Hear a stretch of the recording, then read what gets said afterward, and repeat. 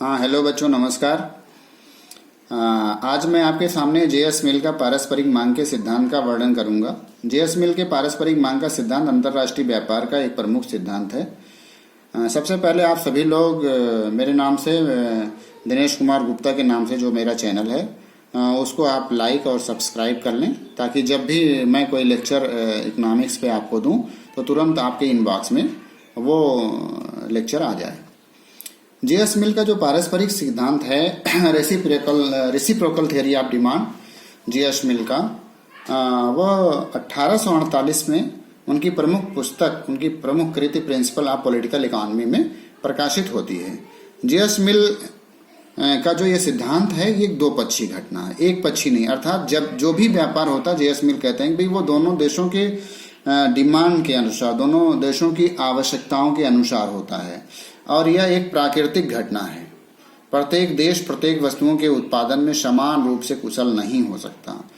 अर्थात जेएस मिल कहते हैं कि जो देश होते हैं, जो राष्ट्र होते हैं, वो अपनी आवश्यकता की सभी वस्तुओं का उत्पादन स्वयं से नहीं कर सकते, इसलिए उनके बीच आपस में पारस्परिक निर्भरता पाई जाती है, और ये पारस्परिक निर्भरता ही अंतर्राष्ट्रीय व्यापार के मांग का कारण बनती है, और यह जो पारस्परिक मांग ही ये व्यापार को आगे बढ़ाने का प्रमुख कारण होती है। अब जो जेएस मिल का सिद्धांत है उसके बारे में आपको ये जानना है कि उसकी मान्यताएं क्या हैं।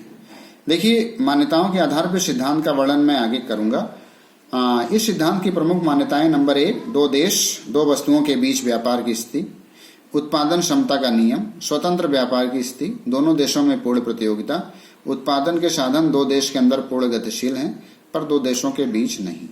जैसा कि देखिए यहाँ पे इस मान्यताओं में क्या है कि उत्पादन क्षमता अर्थात कांस्टेंट रिटर्न टू स्केल है, और फ्री ट्रेड है, परफेक्ट कंपटीशन है, परफेक्ट मोबिलिटी है साधनों में एक देश के अंदर, और दूसरे देशों के बीच पूर्ण रूप से ई मोबाइलिटी है।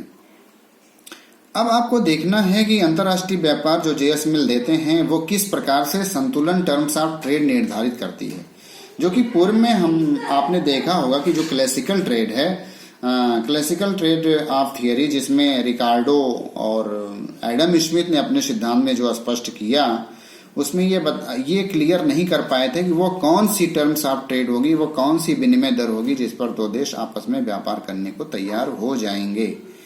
यहाँ पे वहां वो चीज क्लियर नहीं हो पाई थी, और एडम और जेएस मिल पूरी तरह से उस चीज को क्लियर करने का प्रयास करते हैं। कॉलम आप चार्ट में देखेंगे तो जर्मनी और इंग्लैंड दो देश हैं। दोनों, इंग्लैंड में जो है कॉटन और लिनन, जो प्रति इकाई श्रमिकों की उत्पादकता है वो इंग्लैंड में 10 यूनिट कॉटन अथवा 15 इकाई लिनन है, जबकि जर्मनी में जो प्रति इकाई श्रमिकों की प्रोडक्टिविटी है वो 10 यूनिट कॉटन और 25 यूनिट लिनन के रूप में है। तो इसलिए जब पारस्परिक मांग देखी जाएगी तो निश्चित रूप से जो श्रम विभाजन होगा, स्पेशलाइजेशन होगा, वो जर्मनी जो कि लिनन के प्रोडक्शन में उसको ज्यादा बेनिफिट है, ज्यादा एफिशिएंसी है, इसलिए वो लिनन का उत्पादन करने को तैयार होगा, और इंग्लैंड जो है फिर निश्चित रूप से कॉटन बनाएगा, और दोनों देश पूर्ण विशेषीकरण मतलब परफेक्ट स्पेशलाइजेशन करेंगे। परफेक्ट स्पेशलाइजेशन मीन्स इंग्लैंड जो है लिनन में अपने सारे संसाधनों को लगा देगा, इंग्लैंड जो है अपने सारे संसाधनों को कॉटन में लगा देगा, जबकि जर्मनी जो है लिनन के उत्पादन में सारे संसाधनों का उत्पादन अपने सारे संसाधनों को लगा देगा, और दोनों देशों का जो प्रोडक्शन होगा वो जस्ट डबल, जर्मनी 50 हो जाएगी और इंग्लैंड का 20 हो जाएगा। दोनों देशों का टोटल प्रोडक्शन 70 यूनिट हो जाएगा। लेकिन अब सबसे बड़ी बात यह है कि आंतरिक विनिमय अनुपात ये देखना महत्वपूर्ण है। जो इंग्लैंड देश है उसकी आंतरिक विनिमय अनुपात 10C = 15L है, एंड जर्मनी की 10C = 25 यूनिट लिनन है। इसी जो विनिमय अनुपात है, जो आंतरिक विनिमय अनुपात है, इंटरनल टर्म्स ऑफ ट्रेड है, इंटरनल प्राइस रेशियो है, इसी के बीच उत्पादन का निर्धारण होगा, विनिमय का निर्धारण होगा, और उस विनिमय दर पर दोनों देश उत्पादन करने को तैयार होंगे। संभावित विनिमय अनुपात क्या होंगी? हमने पहले ही बताया कि इंग्लैंड जो है अपने घरेलू विनिमय अनुपात, और जर्मनी भी अपने घरेलू विनिमय अनुपात के आधार पर ही व्यापार करने को तैयार होगा। देखिए विशेषीकरण में जर्मनी 1 यूनिट कॉटन, विशेषीकरण और व्यापार की स्थिति में 1 यूनिट कॉटन के बदले 2.5 यूनिट लिनन या उससे कम देना चाहेगा। वहीं इंग्लैंड 1.5 यूनिट लिनन ही मात्र 1 यूनिट कॉटन के बदले मांग रहा है, अर्थात उसकी डिमांड है। और चूंकि जर्मनी 2.5 या उससे कम देने को तैयार है 1 यूनिट पर, और इंग्लैंड 1 यूनिट के बदले 1.5 या उससे थोड़ा सा ज्यादा चाह रहा है, तो निश्चित रूप से देखिए दोनों देशों उच्चतम और निम्नतम सीमा के बीच व्यापार का निर्धारण होगा। तो निश्चित रूप से व्यापार की संभावना है। जीएस मिल एक अपने मेन डायग्राम के माध्यम से व्यापार की व्याख्या करते हैं। डायग्राम में आप देखिए 2 डिमांड कर्व हैं, ये आपकी इंग्लैंड की पारस्परिक मांग, ये आपकी जर्मनी की जो नीचे की ओर गिर रही है और ये ऊपर की ओर बढ़ रहा है। दोनों देशों का जो संतुलन है वो क्यू बिंदु पर है, संतुलन की स्थिति क्यू बिंदु पर है, आप देखिए यहाँ पे। और क्यू बिंदु पर जो विनिमय है वो 10 यूनिट कॉटन के बदले 20 यूनिट लिनन का निर्धारण होता है। अर्थात जर्मनी जो है 20 इकाई लिनन देने को तैयार होगा, बदले में उसको 10 इकाई कॉटन चाहिए। वहीं इंग्लैंड जो है इंग्लैंड भी 10 यूनिट कॉटन के बदले 20 इकाई लिनन के विनिमय दर पर व्यापार करने को तैयार हो जाएगा। अर्थात जो आंतरिक जो टर्म्स ऑफ ट्रेड निर्धारित होगी वो 1 unit cotton equal to 2 unit linen का निर्धारण होगा।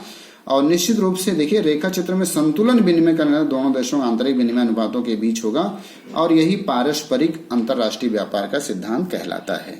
इसी आधार पर हम ये समझ सकते हैं कि जेएस मिल का जो सिद्धांत है वो एडम स्मिथ और रिकार्डो के सिद्धांत के सापेक्ष काफी हमको क्लियर कट पिक्चर देने में सफल हो जाता है कि वो कौन सी टर्म्स ऑफ ट्रेड होगी, वो कौन सी प्राइस रेशियो होगी, वो कौन सा एक्सटर्नल टर्म्स ऑफ ट्रेड होगा जिस पर दोनों देश व्यापार करने को तैयार होंगे। तो निश्चित रूप से इस डायग्राम और रेखा चित्र के माध्यम से हम इस निष्कर्ष पर पहुंचते हैं कि दोनों देशों का जो टर्म्स ऑफ ट्रेड होगा वो 10 unit cotton equal to 20 unit linen होगा, या 1 इकाई कॉटन के बदले 2 इकाई लिनन का समझौता होगा, और दोनों देशों को इस पर लाभ होगा, अंतर्राष्ट्रीय व्यापार होगा, अंतर्राष्ट्रीय लाभ होगा, और दोनों देश इस तरह से व्यापार करने को आगे बढ़ेंगे। थैंक यू, धन्यवाद। और आप हमारे चैनल को, फिर हमारी रिक्वेस्ट है कि आप हमारे चैनल को सब्सक्राइब करें ताकि आपको अपडेट जो भी इकोनॉमिक्स का लेक्चर होगा वो आपको मिलता रहेगा। Thank you.